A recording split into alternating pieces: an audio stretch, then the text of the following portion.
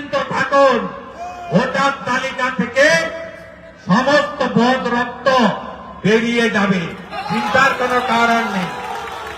যখন final voter list বেরোবে, আমি বলে গেলাম বাংলাদেশি মুসলিম রোহিঙ্গাদের উপরে, মৃত ভোটারের উপরে নির্ভর করে ছাপ্পা মারা তৃণমূল বলবে আমরা ভোটে লড়ব না, এ ভোটার লিস্ট মানি না।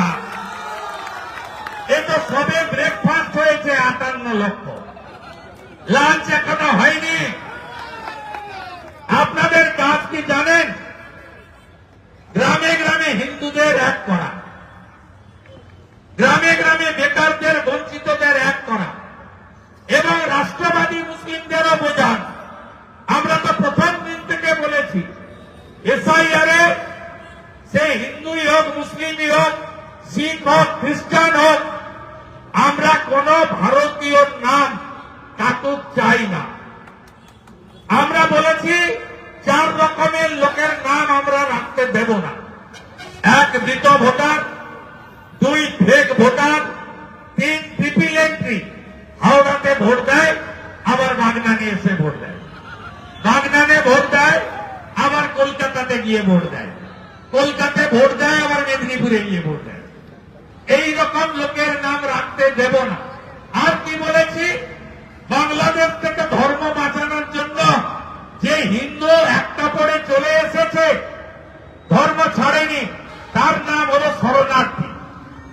তাকে ভারত আশ্রয় দেবে, নাগরিকত্ব দেবে, সে ভোটাধিকার পাবে, তার সব অধিকার আমরা দেব। ভারতবর্ষের নাম হল হিন্দুস্তান। কিন্তু যে বাংলাদেশ থেকে যে মুসলিম এবং বাংলাদেশি মুসলিম আর রোহিঙ্গা যারা ভারতীয় নয়, তাদের নাম ভোটার লিস্টে থাকবে না। পরিষ্কার কথা। আপনারা বুথকে সংগঠিত করুন, দিকে দিকে সনাতন এবং ভারতীয় সংস্কৃতিকে যারা রক্ষা করতে চায় তাদেরকে ঐক্যবদ্ধ করুন। এই রাজ্যে চুরি দুর্নীতির হাত থেকে মানুষকে বাঁচাতে হবে।